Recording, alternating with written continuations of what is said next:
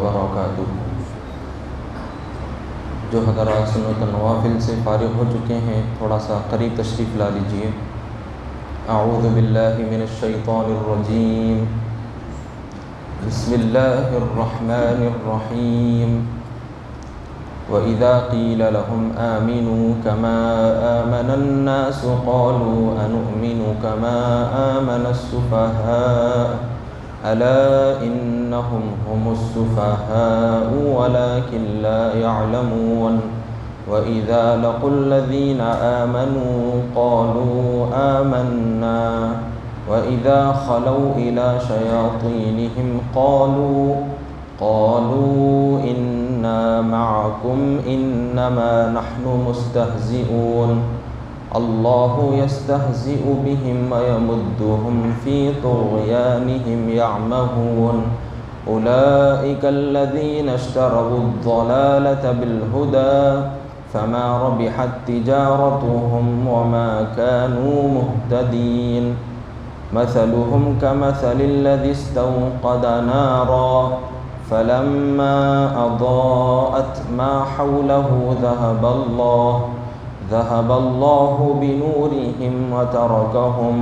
وتركهم في ظلمات لا يبصرون صم بكم عمي فهم لا يرجعون صدق الله العظيم۔ محترم حاضرین کرام، ابھی جن آیات کی تلاوت کی گئی ہے یہ سورہ بقرہ کے دوسرے رکوع کی آیتیں ہیں۔ اس رکوع کی شروعات منافقوں کے ذکر سے ہوئی۔ اس رکوع کے اندر اللہ رب العزت نے منافقوں کا حال بیان فرمایا کہ کس طرح سے یہ لوگ مسلمانوں کے خلاف سازشیں کیا کرتے تھے، کس طرح سے ان کے دلوں کے اندر کفر تھا۔ اللہ رب العزت نے صاف بتلا دیا کہ یہ لوگ جو دکھاوے کے طور پر اپنے آپ کو مسلمان بتاتے ہیں اور دل کے اندر کفر چھپائے رکھتے ہیں، تو لہٰذا ایسے لوگ مسلمان نہیں ہیں، یہ مومن نہیں ہے، یہ مومن نہیں ہے، ان کا ایمان قابل قبول نہیں ہے۔ تو لہٰذا اس سے ہم کو بھی یہ بڑی نصیحت کی گئی ہے کہ ایک مسلمان کو دل سے، زبان سے، ہر طرح سے اقرار کرنا ہے، تصدیق کرنا ہے دل سے کہ اللہ ایک ہے، اس کے سوا کوئی معبود نہیں، اور حضرت محمد مصطفیٰ صلی اللہ علیہ وسلم کو اللہ کا رسول ماننا ہے۔ تو یہ چیز دل سے بھی ہونی ہے، زبان سے بھی ہونی ہے اور عمل سے ظاہر ہونا ہے۔ اگر یہ چیزیں نہیں پائے جائیں گی تو پھر ایسے لوگوں کے اندر اس شخص کو شمار کیا جائے گا۔ اب آئیے،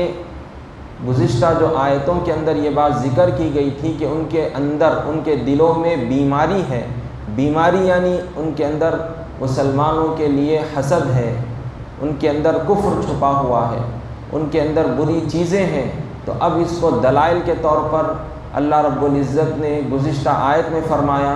کہ وہ اپنے آپ کو اصلاح کرنے والا بتلاتے ہیں، حالانکہ وہی فساد پھیلانے والے ہیں، وہی مسلمانوں کو لڑانے والے، اور وہی لوگ مسلمانوں کو اللہ اور اس کے رسول سے دور کرنے کے لیے، مسلمانوں کا اور اسلام کا خاتمہ کرنے کے لیے طرح طرح کی مکاریاں کرتے ہیں۔ تو یہ فسادی ہے۔ اب پھر دوسری دلیل یہاں پر ذکر کی جا رہی ہے، ان کے مکر و فریب کو، ان کی بیماری کو بتلایا جا رہا ہے کہ وَإِذَا قِيلَ لَهُمْ آمِنُوا، یعنی اور جب ان سے کہا جاتا ہے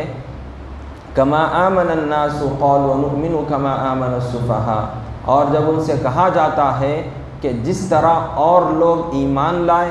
تم بھی ایمان لاؤ، تو کہتے ہیں کیا ہم بھی اس طرح ایمان لائیں جس طرح یہ بے وقوف ایمان لائے۔ الا انہم ہم السفہاء ولکن لا یعلمون، یعنی یاد رکھو حقیقت میں وہی لوگ بے وقوف ہیں لیکن وہ اس بات کو نہیں جانتے۔ یعنی صحابہ کرام رضی اللہ عنہم اجمعین نے یہ فانی دنیا کی چیزوں کو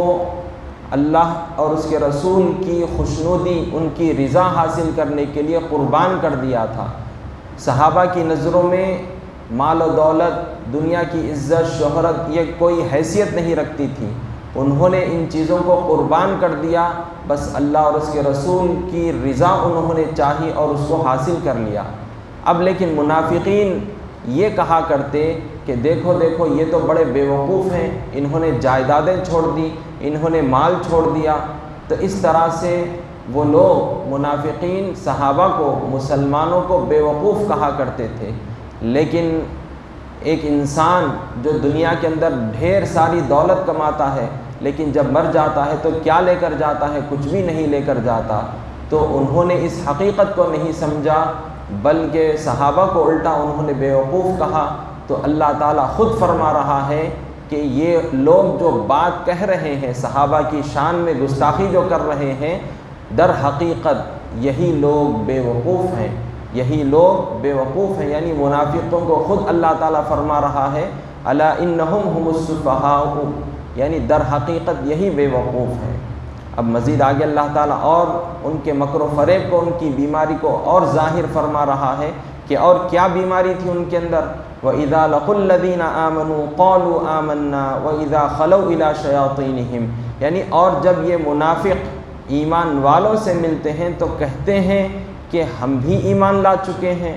اور جب اپنے شیطانوں سے تنہائی میں ملتے ہیں تو کہتے ہیں کہ ہم تو یقیناً تمہارے ساتھ ہیں۔ قَالُوا إِنَّا مَعَكُمْ إِنَّمَا نَحْنُ مُسْتَهْزِئُونَ، یعنی ہم تو یقیناً تمہارے ساتھ ہیں اور مسلمانوں کی تو ہم ہنسی اڑاتے ہیں۔ یہاں پر اس آیت کے پس منظر میں کس حالات میں یہ آیت نازل ہوئی، اس کے متعلق ہم کو یہ بات ذکر کی گئی ہے کہ منافقوں کا سردار عبداللہ بن ابی تھا، وہ اپنے حواریوں کے ساتھ، اپنے یاروں کے ساتھ بیٹھا ہوا تھا کہ صحابہ کی ایک جماعت کا گزر وہاں سے ہوا۔ تو اب منافقوں کے سردار عبداللہ بن ابی نے اپنے ساتھیوں سے کہا کہ دیکھو اب میں ان لوگوں کو کیسا ان کی ہنسی اڑاتا ہوں، کیسا ان کو بناتا ہوں۔ تو جب صحابہ کی جماعت وہاں سے گزری تو ان کے اندر صحابہ میں حضرت ابو بکر، حضرت عمر اور حضرت علی بھی موجود تھے رضی اللہ عنہم۔ تو عبداللہ بن ابی نے حضرت ابو بکر صدیق رضی اللہ عنہ کا ہاتھ پکڑا اور آپ کی بڑی تعریف کی، پھر حضرت عمر کی تعریف فرمائی، پھر حضرت علی کی تعریف فرمائی۔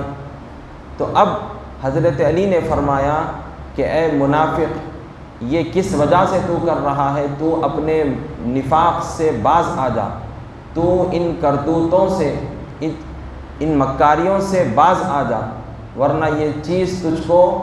خسارے میں ڈال دے گی، تو بڑا نقصان اٹھانے والا ہوگا۔ تو عبداللہ بن ابی رئیس المنافقین نے کہا کہ میں تو ڈر اور نفاق سے نہیں کہہ رہا ہوں، بلکہ میں بھی تم لوگوں کے جیسا، میں بھی آپ حضرات کی طرح ایک سچا مسلمان ہوں، میں نے بھی ایمان لایا ہے، میں بھی نمازیں پڑھتا ہوں، میں بھی آپ کی طرح سے نیک کام کرتا ہوں۔ تو اس طرح کی باتیں وہ کہنے لگا۔ پھر الغرض صحابہ کرام جب وہاں سے گزر گئے تو اب اپنے دوستوں سے، ساتھیوں سے کہنے لگا کہ دیکھو دیکھو کیسا میں نے ان لوگوں کو آسمان پر چڑھا دیا، کیسا ان کے تعریفوں کے پل باندھے، کیسا میں نے اپنی بات کو منوانے کی کوشش کی ہے۔ تو اس طرح سے مذاق اڑانے لگا صحابہ کرام کا۔ تو اللہ تعالیٰ خود یہاں پر ارشاد فرما رہا ہے اللہ یستہزئ بہم ویمدہم فی طغیانہم یعمہون، حقیقت یہ ہے کہ اللہ ان کی ہنسی اڑاتا ہے اور ان کو ان کی سرکشی میں ڈھیل دیتا ہے۔ اب حالت یہ ہے کہ وہ حیران و سرگرداں ہیں۔ یاد رہے کہ یہاں پر استہزاء یعنی مذاق اڑانے کو مفسرین نے اس طرح سے بیان فرمایا ہے کہ استہزاء کے معنی مختلف ذکر کیے، ان میں سے یہ بات فرمائی کہ استہزاء کے معنی کسی کو ذلیل اور حقیر جاننا، کسی کو ذلیل اور کمتر حقیر جاننا۔ تو صحابہ کو وہ منافقین کمتر جانتے تھے، معمولی سمجھتے تھے۔ تو اللہ فرما رہا ہے کہ تم خود ذلیل ہو، تم خود رسوا ہو، تم خود کمتر ہو۔ تو یہاں پر اللہ تعالیٰ نے بطور ان کی سزا کے اللہ یستہزئ فرمایا، ورنہ اللہ تعالیٰ خود ہنسی مذاق سے، استہزاء سے اللہ کی ذات پاک ہے۔ یہاں پر صرف اللہ نے ان کی جزا بتلائی، ان کا بدلہ بتلایا کہ اللہ تعالیٰ خود ان کو ذلیل و رسوا فرما دیا ہے، وہ خود ذلیل ہے، وہ خود کمتر ہے، معمولی ہے۔ اب آئیے اب ان کے متعلق مثال دے کر کہ ان لوگوں کو اللہ نے جو روشنی دی، ان کو کچھ طرح کی روشنی ملی تھی، ظاہری طور پر وہ ایمان کو بتلاتے تھے لیکن وہ اس سے حقیقی طور پر فائدہ نہیں اٹھائے، تو اللہ تعالیٰ ان کو کے متعلق یہاں پر کس طرح مثال دے کر فرما رہے ہیں کہ اولئک الذین اشتروا الضلالۃ بالہدی، یعنی یہی لوگ ہیں جنہوں نے ہدایت کے بدلے گمراہی خریدی، فما ربحت تجارتہم وما کانوا مہتدین، نہ ان کی تجارت ہی فائدہ بخش ہوئی اور نہ وہ ہدایت پانے والے ہیں۔ مثلہم کمثل الذی استوقد نارا، یعنی ان کی مثال اس شخص کے جیسی ہے جس نے اندھیرے میں آگ جلائی، فلما اضاءت ما حولہ، جب آگ نے اس کے آس پاس کی چیزوں کو روشن کیا، ذہب اللہ بنورہم، تو اللہ نے ان کی روشنی کو بجھا دیا، وترکہم فی ظلمات لا یبصرون، اور ان کو اندھیروں میں چھوڑ دیا کہ وہ کچھ نہیں دیکھ سکتے، صم بکم عمی فہم لا یرجعون، یہ لوگ بہرے ہیں، گنگے ہیں، اندھے ہیں، اس لیے یہ لوگ اپنی گمراہی سے کبھی نہیں لوٹیں گے۔ یعنی اللہ سبحانہ و تعالیٰ نے ان کو موقع دیا، مسلمانوں کے ساتھ ان کا اٹھنا بیٹھنا تھا، چاہتے تو وہ دلی طور پر بھی اگر اسلام کو قبول کرتے، یقین رکھتے تو وہ کامیاب ہو جاتے تھے، لیکن انہوں نے، ان منافقوں نے ایسا نہیں کیا، بلکہ اپنے دلوں میں کفر کو چھپائے رکھا، مسلمانوں کے خلاف طرح طرح کی مکاریاں کی، تو اس طرح سے انہوں نے ہدایت کے بدلے انہوں نے گمراہی کو خرید لیا، اور اس طرح سے ان کا یہ سودا گھاٹے کا سودا ہو گیا۔ اب یہاں پر یہ بات ذکر کی گئی ہے، مثال دی گئی ہے کہ ایک انسان جو کسی اندھیرے میں ہوگا اور اس کو جب روشنی ملے گی تو اس سے فائدہ اٹھاتا ہے، تو یہاں پر ان کی مثال اس طرح سے بیان کی گئی ہے کہ وہ لوگ تاریکی میں تھے، اندھیرے میں تھے، یعنی کفر اور ضلالت میں تھے، اسلام کی روشنی ظاہر ہوئی، حضور صلی اللہ علیہ وسلم کی آمد ہوئی اور اسلام کے ذریعے سے روشنی بتلائی گئی، ان کو سیدھا راستہ دکھایا گیا۔ اگر وہ اس چیز کو حقیقی طور پر اپنا لیتے تو کامیاب ہو جاتے تھے، لیکن انہوں نے ایسا نہیں کیا، بلکہ اس روشنی کو پس پش ڈال دیا، اور اس طرح سے اسلام کی تعلیمات کو انہوں نے دلی طور پر نہیں اپنایا، تو اللہ تعالیٰ بھی ان سے اس روشنی کو دور فرما دیا، وہ روشنی کو ان سے لے گیا، تو اس طرح سے ان کے دل مردہ ہو چکے، مکاری کرنے کی وجہ سے، مسلمانوں کے خلاف سازشیں کرنے کی وجہ سے اور حسد کرنے کی وجہ سے ان کے دل مردہ ہو چکے۔ اب ان کو کوئی چیز سجھائی نہیں دیتی، ان کے دل میں کوئی روشنی پیدا نہیں ہوتی، اسلام کا نور ان کے اندر پیدا نہیں ہوتا،